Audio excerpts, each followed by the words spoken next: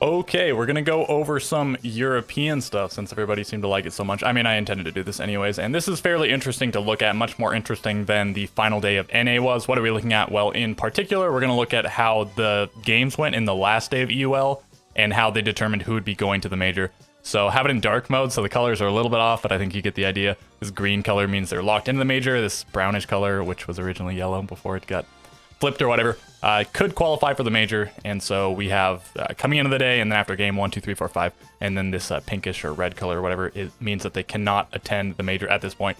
And you know, this is all in the past now, so obviously we're here, but we're going to be talking about it as it progressed. So I'll probably do another video talking about all of the European teams, like individually, how they did, if they exceeded expectations or did not meet expectations, compare it to the original power rankings that I did. And I don't know if I actually got any team in the correct place, but I think I had the top half correct and the bottom half correct. And that was like a pretty common opinion, which were the sort of stronger teams, like the top 5 teams versus the bottom 5 teams. But we'll talk about it a little bit. We'll talk about how things panned out a little bit in another video. Maybe the next video, we'll see. Okay, so right, starting out, this is for Playday number 9 of the EUL Stage number 1 2022 season. So, right, Heroic came into the day. They were the top team in the league. They'd only lost one game, sort of weirdly, to Navi, who are not one of the best teams at the moment. But, right, they were already locked into the major, so they were just playing to get more points, for more glory, whatever, and to potentially deny a certain team from going to the major. And their game was against Rogue, so that's a tough spot for Rogue to be in. They were in a position to qualify for the major, like if these games didn't happen or something. They were the 4th place team, but still there were games to be played, so they could fall out of that 4th place. Of course, they do end up doing so. And right, so first game of the day was LFO, that X Vitality squad against Pawns, also known as Empire, but currently known as Pawns or Pawns, or I don't know. I keep hearing Pawns, but I want to say Pawns because I don't know why you'd name yourself Pawns. It just seems kind of goofy. Even Pawns is pretty goofy, but whatever. It's a little bit better than Pawns. Okay, so they play each other, and Pawns coming into it as the worst team in the league, not by a massive margin. They had the potential to get out of that 10th place spot, but well, they end up losing, and they take it pretty close. So LFO must have been sweating. You could see at the end of the day, even if it went to overtime and LFO won, they still would have made it. And I suppose even if it went to overtime and they lost, so they would have lost 2 points, they'd still be tied with Eminem, and then their round differential started at 3, so it went up by 2, and so it would have gone down by 2, it would have ended up at +1, so they still would have made the major. Even if they lost, they ended up only needing the 1 point. They didn't know it at the time. They would have been sweating a lot more. So LFO ends up winning the game, and this does not lock them into the major. So this is after that LFO Pawns game, and you can see that nobody qualified, but Eminem was knocked out of contention. So they were pretty unlikely to make it. They needed Rogue and LFO to not get a certain number of points. So basically they needed Rogue or LFO to not get a win. Both of them to not get a win, that is. They could each get a point technically. Eminem, if say they both lost like 8-6 or something, they'd both be on 14. Then if Eminem had a really decisive victory, like if they had a 7-0, they could go up to +4 differential, and then Rogue would be at +3 and Alpha would be at 1. Okay, so it's like possible, but really they just wanted both of them to just lose in regulation, and then for themselves, Eminem, that is, to win in regulation. But by LFO getting onto 16 points, by them getting above 14 points, Eminem could no longer make the major. So that's the only significant thing. We're still waiting to find out about all these teams. And then, right, the second game is Eminem versus Outsiders. So at the beginning of the day, it looked like the winner of this might have a chance to go to the major, but at this point, Outsiders is the only one of the two to have a chance to go to the major. And in order to do so, I suppose, so this is before that game, this is after that game, they would have needed the full 3 points. So they needed to tie BDS on points, BDS to not get any more points, and then they needed the tiebreaker over BDS. Which is round differential now, so it's possible. I don't recall which one of these two teams won. I imagine it was BDS, but I don't know for certain off the top of my head. So, right, basically Outsiders needed to beat Eminem in regulation time and then pass BDS on that tiebreaker, and they end up losing, so this also knocks out Outsiders. At this point, it's G2, LFO, BDS, and Rogue, so there are 4 teams fighting for 3 slots, so 3 of those teams will make it, 1 of those teams will not, and so the next game is BDS versus G2. This ends up being a 7-1. This was touted as the game of the day, and yeah, I mean, by all accounts, it looked like it was going to be the game of the day, but it was an absolute smash. One of the bigger smashes of the season, and I mean, we had some close games on the day, a 7-5, a 7-5, and an 8-6. The 7-3 not especially close, and the 7-1 obviously the least close. So yeah, surprisingly, BDS destroyed G2. They go to Clubhouse, very good BDS map. I'm not entirely sure what G2's map pool with the new roster looks like in its totality. I guess we'll have to see going forward. Maybe we'll find out more at the major.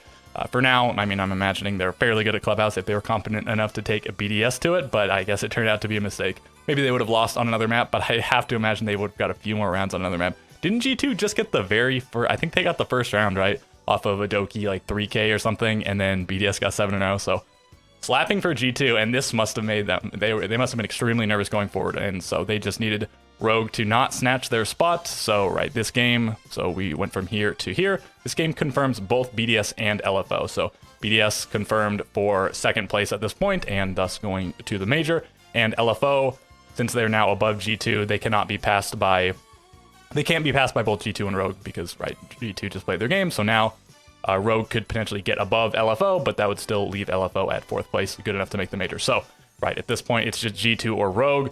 And Rogue need to get 3 points against Heroic to go to the major, and that would knock G2 out. So it just comes down to that. They have to win their game in regulation. Can't win in overtime, can't lose or anything. Need the full 3 points, and it would tie them on points with G2, and that also assures that they would have the better round differential.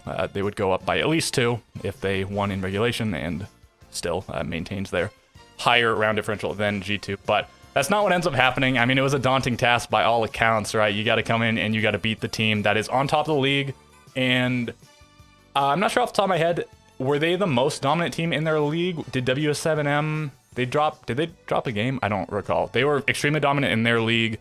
They didn't end up winning it because of the playoffs, I suppose.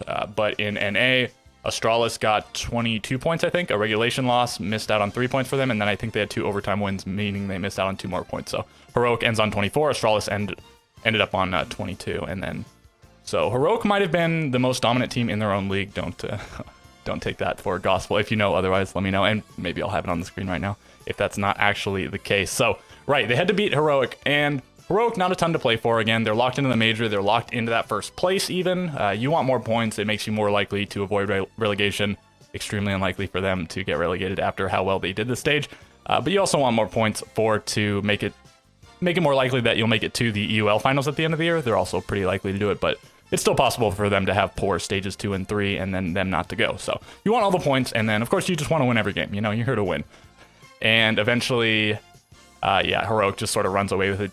And so at that point, G2 got locked in for the major, and Rogue thus locked out of the major. And so before even the final game of the day, we knew all 4 of the teams that would be going to the Charlotte major. From EU, they are Heroic, BDS, LFO, and G2. Maybe LFO will find an org. Probably if they haven't found one by now, it won't be in time for the major. I guess I don't know how quickly those things go through, but I mean, they're going to another major, and they've been consistently not necessarily one of the absolute top teams, but they went to at least one major last year, right? And now they're going to this major, and so yeah, they've had success in the region, relatively speaking, and then they've been, certainly they've got to get picked up soon.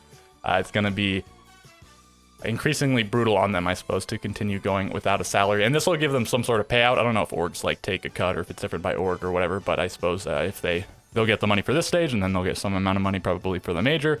And all of that aside, I'm sure they still want the support of having an org and whatnot. So, good luck to those guys. Maybe if they do extremely well at the major, it'll make them more desirable. We'll have to see if they do well at the major.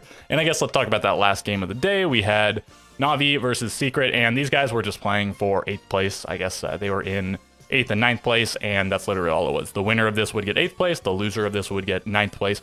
And it ends up going to overtime, and Navi takes it. So Secret, I had them fairly high on not that high on the power rankings. I think maybe I was being a little bit optimistic regarding them, but I think they proved they kind of have the stuff, because they didn't do that well. Obviously, they got 9th place, just barely. If this had gone a little bit differently and they just won, if they won in overtime, yeah, they'd be in 8th place. But they did play with their coach for 6 or 7 of their games.